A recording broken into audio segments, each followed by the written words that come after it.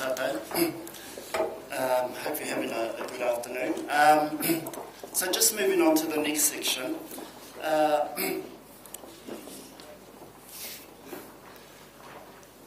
Ai kere whia he kōrero mātu, he wahine wharoa e mahi ana I roto I ngā mahi toi. E nākau nui ana ki ngā mahi Māori katoa. He wahine nāwari ki te mahitahi. He wahine mōhio ki ngā āhuatana o ngā mahi toi. Emere is a director of Tihi Ltd and has produced over the years quite a lot of events and has tirelessly worked in terms of, I think her heart is more around Māori arts. And if you've been reading the profiles, you know that she has been part of the International Festival, WOMAD, Taranaki Arts Festival, but it also has done quite a lot of mahi for us at Creative New Zealand as an assessor on Te Waka Toys panels, and also has been involved through our funding programs, but also in some of our other programs, such as the Māori Presenters Fund. I don't want to go on. I mean, you know, she's the person we've come to listen to, so mā tātua te waka, ko te poho oru taia, te marae, ko te whānau ao panui. Ho mai te pakipaki mō Emere.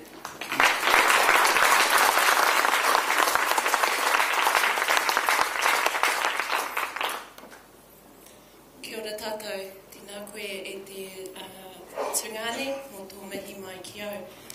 Now, before I start, I'm just going to push the stopwatch because I'm conscious we're on a time here.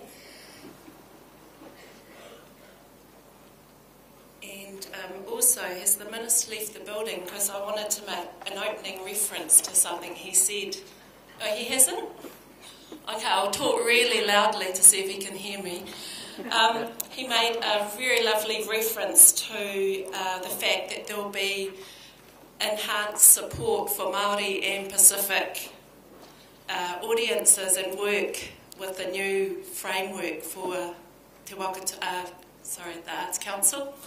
So that's fantastic because what I'm about to show you, he'll need to put some of that resource into the great, fantastic work that you all do. Okay, so our opening, we chose this kōrero mā rātou, mā mātou, mā koutou, mā tātou about this session this afternoon. And if any of you think that you've seen that before, you're right. We borrowed it from Māori television. We're going to give it back this afternoon. But it's a very lovely analogy about what we perceive as culture, Māori culture, and that's mā rātou, for them. We do the work that we do for those that have passed on. The work that we do recognises and acknowledges our heritage. Mā mātou, it's for us. The work that we do is for us. Mā koutou, and it's for you. It's also yours as well. It's not ours alone. And mā tātou, it's for everyone else in the world that we want to showcase our Māori culture and our Māori work too. So it's a really lovely analogy that we've used. Okay, a little bit about Tihi. I'm not going to, focus on this for too long. Haniko has captured some of the work that we've done. In the past, we've worked with a lot of those festivals, and we've worked with a lot of Māori festivals and events as well. Challenges in all of them. So there's some of the events. The lovely plastic Waka that was on the waterfront in Auckland during Rugby World Cup. Good or bad, it showcased Māori culture to our visitors and to ourselves as New Zealanders. Okay, referencing back to some of the research that you've seen and heard about over the last 2 days, this graph shows a strong interest in Māori arts, a growing audience for Māori arts, and that there's growing Māori audience for the arts. So those are 3 things that we're going to look at. You're all so quiet.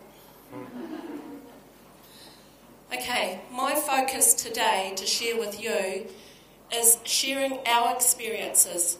These are not gospel, these are things that we've discovered in our journey in working with Māori audiences.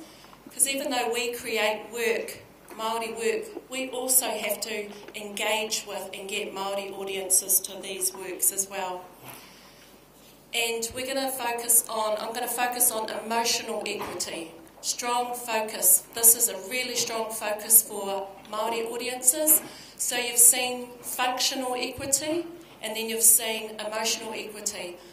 For my experiences, this is the key factor for growing Māori audiences. You get this right, everything else will flow. Functional equity you deliver by right in the fantastic work that you do. It may be just the emotional equity you have to look at in your organisation and your programs that you do. And that lovely whakatauki or that proverb at the top of the slide, he aha te mea nui, he tangata, he tangata, he tangata. What's the most important thing for us? It's the people. It's all about the people. You can have the best looking marketing material, the best looking theatre, all of that, but if you've forgotten the key element, the people, it doesn't matter. You're not going to get them there. So what do you need to consider? Do they know or trust the people, that's all of us here, who are presenting the work? These are the sorts of questions you have to ask yourself. Do they know who you are? Do they know anything about your organisation? Do they see themselves as a part of you and a part of the work that you do and the shows that you produce? So I'm not sure if you can all see it, but we did, as part of the distribution fund, we did a little Māori arts tour to the top of the South Island, 3 centres, and we took work to communities that don't necessarily get Māori art. And this was a lovely testimonial that we got back from Waka, which is the Picton area. Waka is absolutely buzzing, and we've fielded so many accolades about the quality and magic show. We've labelled you all as ours now.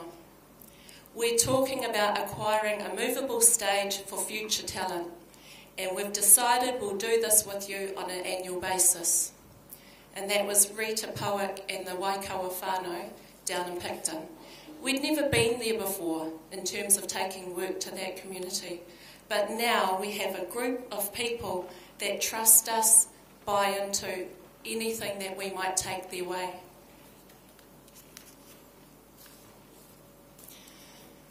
Do you have a group of key individuals who support you or your organisation already? So that's looking at the centres you're going into, the places you want to offer your work in. And if you don't, we'll talk about some of those strategies in a bit further on. So going forward, how can we grow our emotional equity with Māori? Know your Māori audience. And these are all things that you've heard over the last day and a half. Who are they? Where are they? What do they like? What are their dislikes? What do you have to offer them? What will touch their hearts and their souls? The barriers for Māori audiences. Lack of knowledge about your organisation or the work. So there was a slide, I think, or a statement in Fiona Allen's presentation about dumb up. They're just as intelligent as all of us here. They just are not informed or educated about the work that you do. So let them know about that work. Let them know about your organisation. Lack of belonging. Maybe they don't feel comfortable about going to a theatre, going to a museum, going to your environment. Maybe they don't feel that dance is for them, or ballet, or opera. So you have to create that sense of belonging with Māori, into thinking that, oh, this is quite good. So we heard about crossing over hip-hop right through in the dance, looking at growing a dance audience.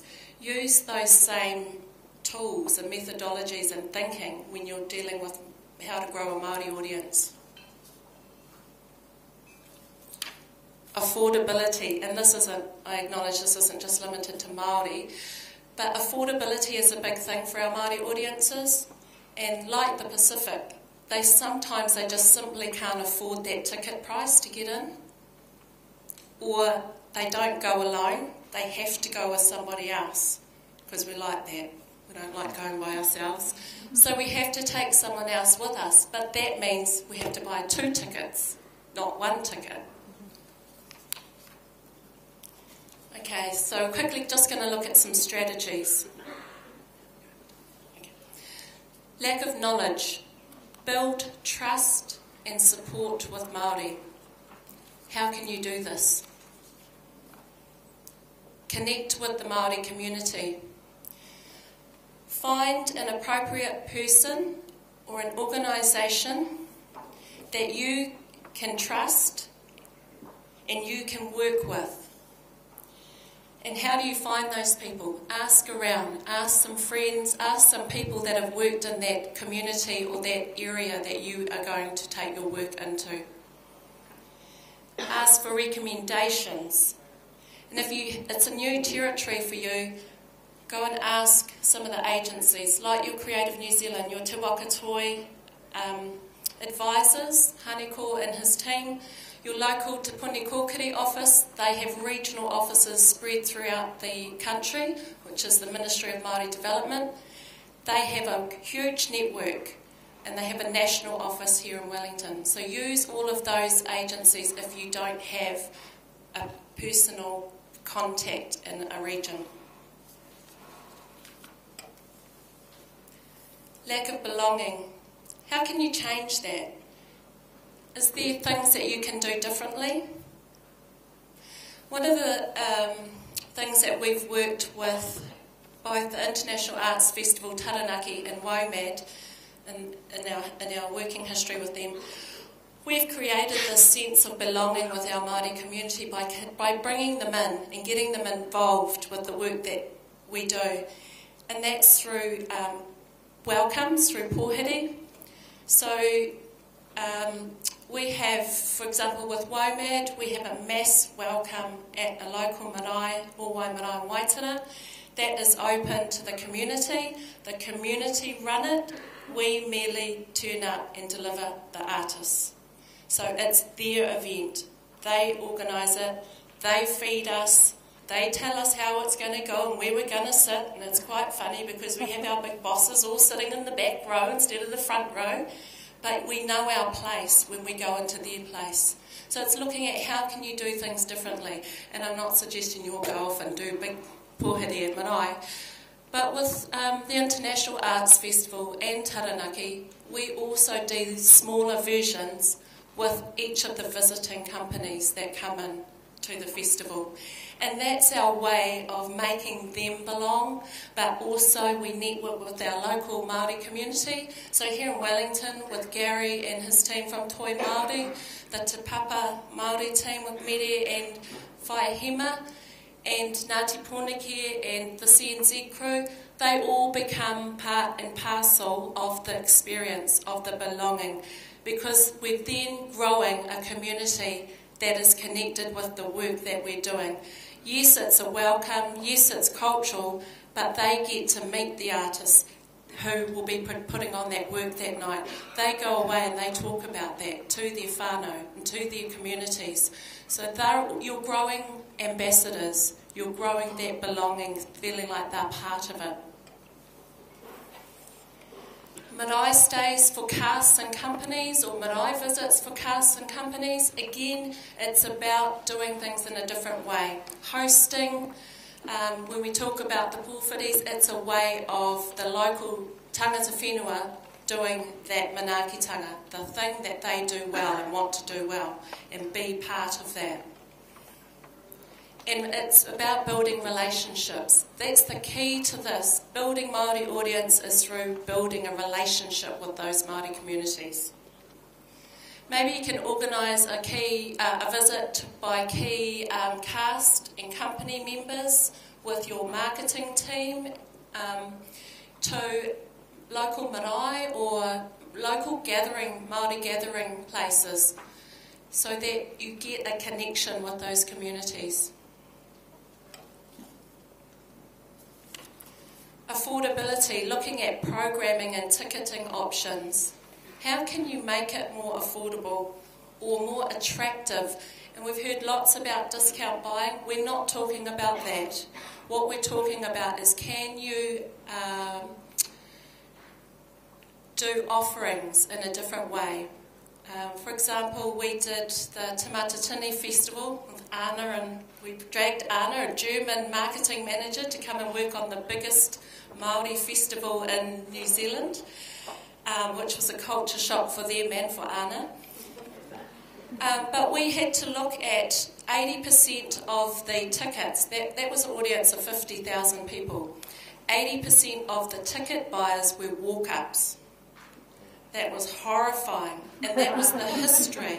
So what we had to do was look at how can we change that thinking. What can we do a bit differently? So we looked and we sat down with the executive and the national delegates, and we said, what can we do differently? So we incorporated a whole range of ticketing options, and we went out with, nothing new but early bird, but we went out through the regions. So each kapahaka team there was representing a region. 42 teams that year, or 36 teams. So we had 36 teams representing 13 regions. So we had 13 ambassador regions out there selling early bird tickets on our behalf. Out there being ambassadors for that work. And that way we increased our early bird uptake, which then reduced our risk as an event and as a festival. So it was again just another way of connecting with community.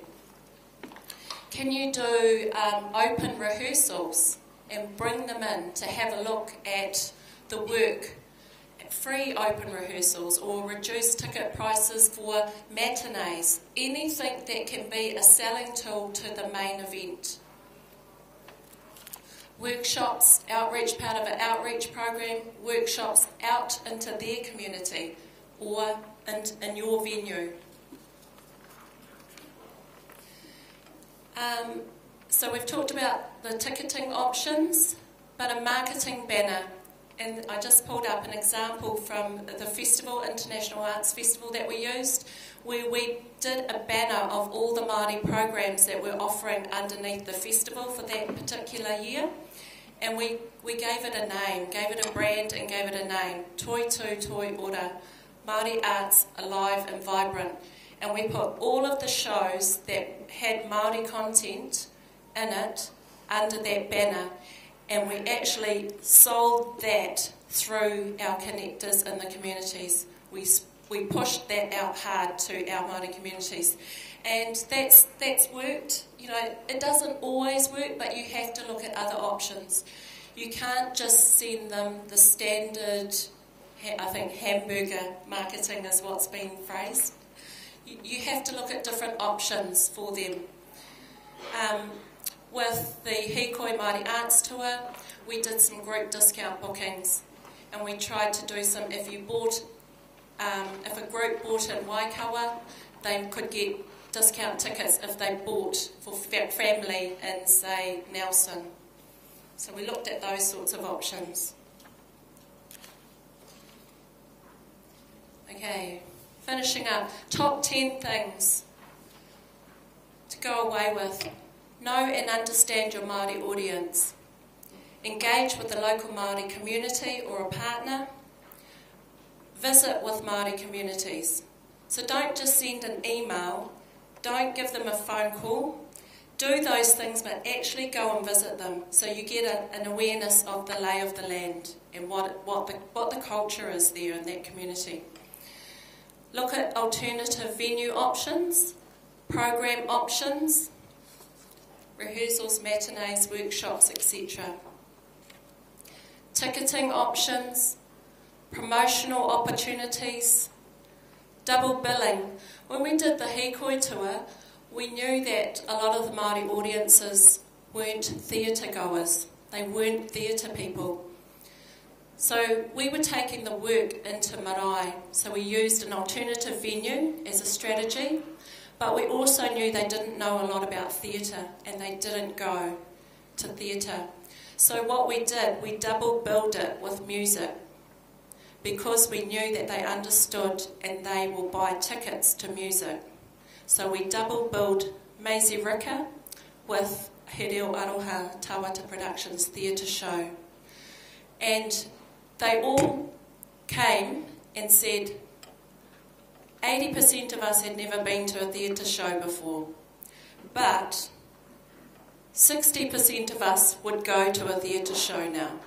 So that's a whole conversion of a community for that particular art form. So think about those double billing opportunities and what you can do. Marketing banner like toi ora, those sorts of things to wrap up your Māori product or offerings under one banner. And the last thing, don't give up. Just keep going. You know, you might not get it right the first time. It's taken us many years and we're still learning. Kia ora.